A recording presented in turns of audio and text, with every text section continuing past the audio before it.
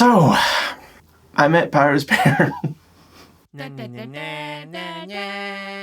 It seemed that life really wanted us to go to India at this time and meet our parents at this time, because there was a bunch of other plans, in theory, that this holiday could have been. At first, I wanted to go to the Netherlands to show Paaru the Netherlands a bit, but we couldn't do that because there was trouble getting the Schengen visa, long story. Then we wanted to go to Gibraltar because you can go there if you have a UK visa, but it just kind of didn't work out. And in the end, we kind of thought, this would be a good time for us in our relationship for me to actually meet her parents in real life. So when we were kind of looking to go there, one of the first sort of, shall we say, cultural differences we encountered was Paaru and her family kind of wanted me to stay with them. And I'm sure every Indian hearing that goes, oh, that sounds right. And every Westerner hearing that goes, oh, no, you don't do that. And that's kind of the point, right? So for me, with my background, for us, it's way too much of an imposition to put on someone to host you for an entire, week when you've never met them, you don't know them, all this kind of stuff. Like, it kind of feels a bit freeloadery, that sort of thing. But that's not how the Indians see it at all. For us, we sort of go by the saying Atithi Devo Bhava, which means guests are like gods. We sort of just expect our guests to stay with us so that we can host them, we can treat them like gods. So when you first suggested to my parents that you won't be staying with us, I think they were slightly offended by it. But because my parents have been abroad, they sort of were aware of this culture difference. Your dad worked for an international company and he's met a lot of people, but he's been to Britain. So he definitely knew that this is sort of your custom. Even though he didn't try to change our mind, I could sense that he was slightly offended because we have a room. He can stay at my brother's room or whatever. It was quite cute to see that reaction of his.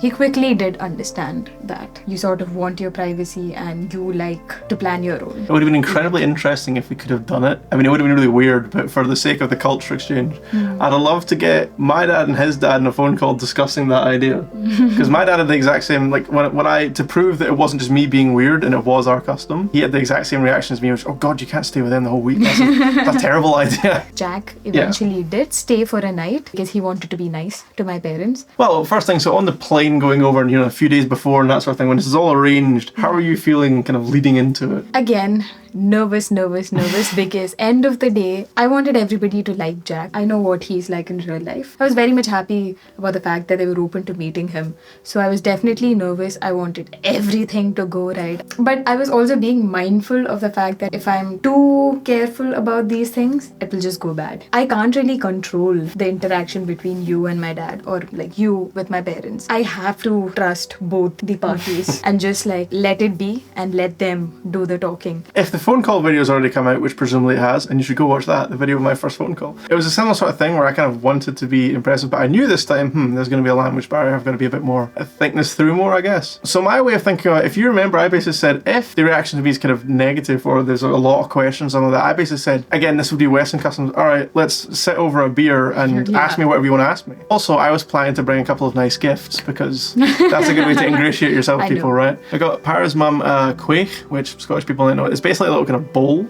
It's a traditional kind of bit of Scottish pottery, essentially. For her dad's, I got a nice proper bottle of whiskey, Scottish whiskey.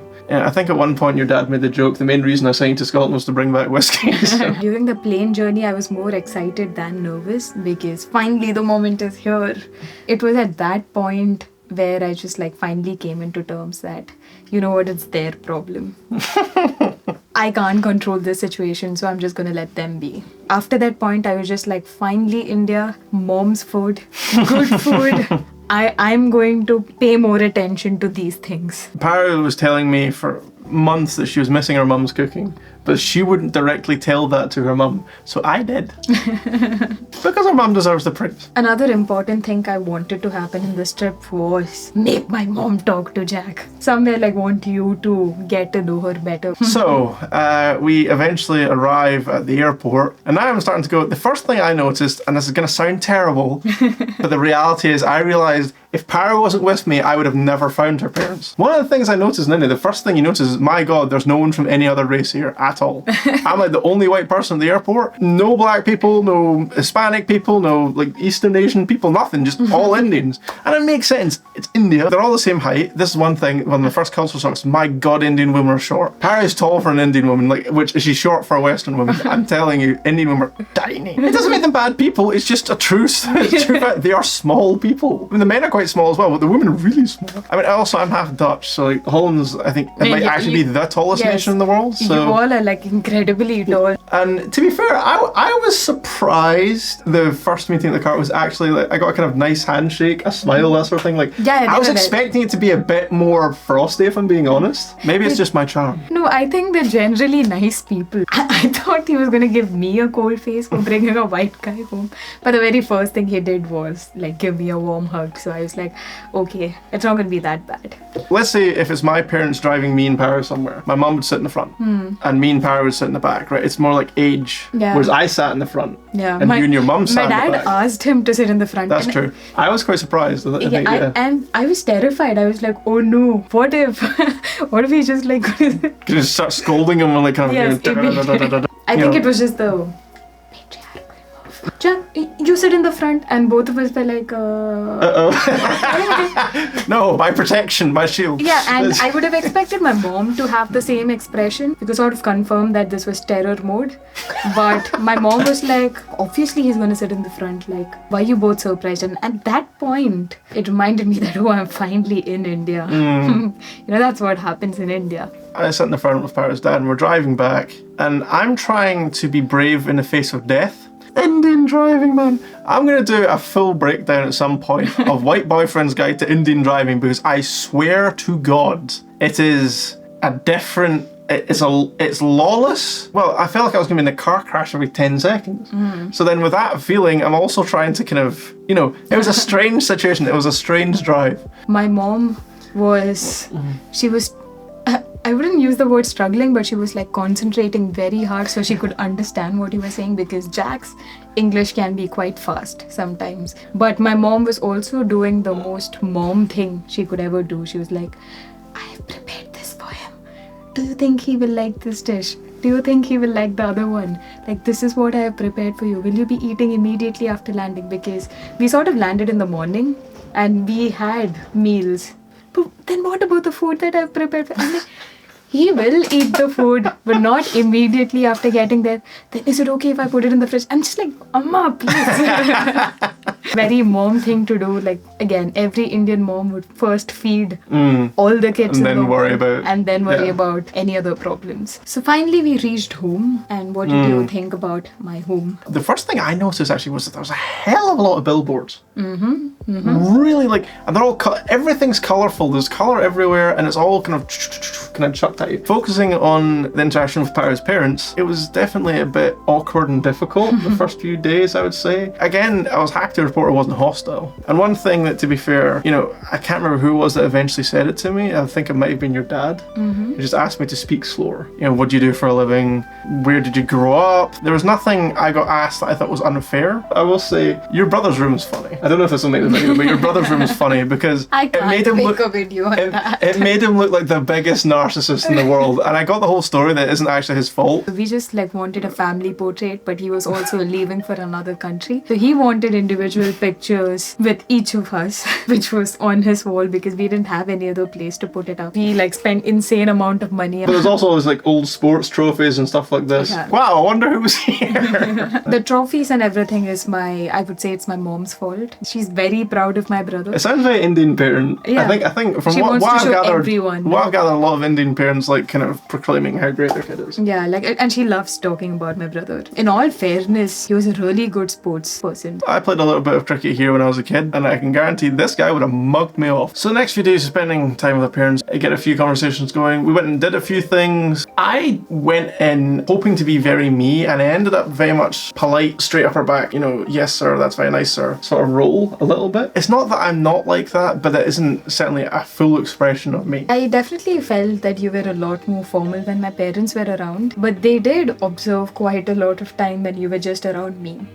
So you would sort of break out of that character and become all goofy and funny and all of that. Then it's just me. I very specifically remember my mom commenting on this, that he does seem to take care of her and, you know, like genuinely like her, which is nice to watch. I think that's one of the biggest concerns when it comes to a partner, right? At least that aspect of our relationship was quite assuring to her, which is why in a way it sort of helped them become more open to this. My parents did have a talk with me. At no point did I feel that they were trying to change my mind about this relationship or anything. Every question was sort of aimed to get more clarity of how serious is this relationship. Are you guys planning to get married at some point? My actual answer is I would not fly to India to meet the parents of a girl I wasn't serious about. Like, what would be the point of that? I understand where they're coming from. They're Indian parents at the end of the day. To them as well, this is extremely new. I don't think my parents dated before marriage. They're changing their mindset. At no point did I feel that they were attacking him. Like, even when he was not in the room, you know, like they were not talking bad about him. It's evident, obviously, that I'm going to be a fish out of water out there because I don't speak the language. I don't understand most of what's going on around me, all that kind of stuff. And while I'd like to think I wasn't a completely wide-eyed tourist going, everything, you know, because I travelled a bit before that, you know, maybe if I was 19, I might have been. So one of the things I tried to do is show interest. Showing interest in going to different places, showing interest in what they had to say and food and all these kind of different things. Obviously, India in the Cricket World Cup. I hope that was seen as kind of legitimate, you know, not in any way like sort of patronising or whatever, but it wasn't just for Paaru's parents. Yeah. It's also for Paaru, right? Yeah. Because I'm going to India and she lives here. She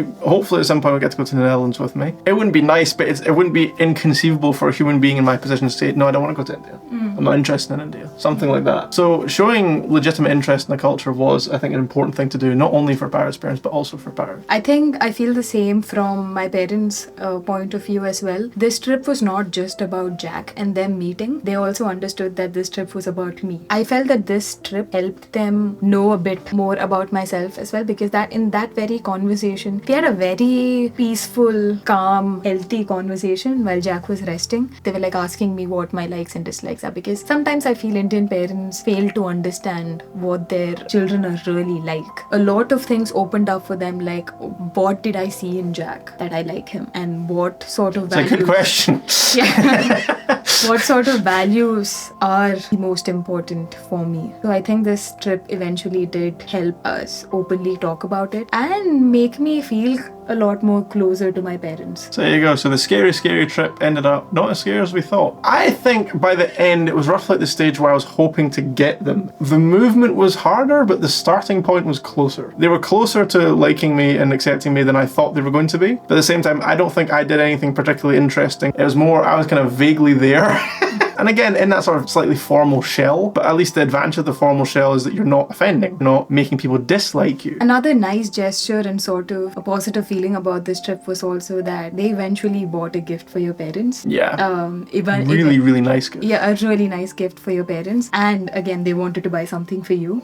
They bought him like a nice shirt. I feel the trip eventually did us more good than what we were fearing for. My parents definitely appreciated that. I remember my dad basically said, to him, he perceives that as a very positive sign from your family that they're accepting me and that they're not, you know, if they're outright rejecting me from the family and don't want me sort of thing, they wouldn't do that. You might hear movement in the background. That's because we gotta go, and that means we will be leaving, and that means bye, see you in the next video.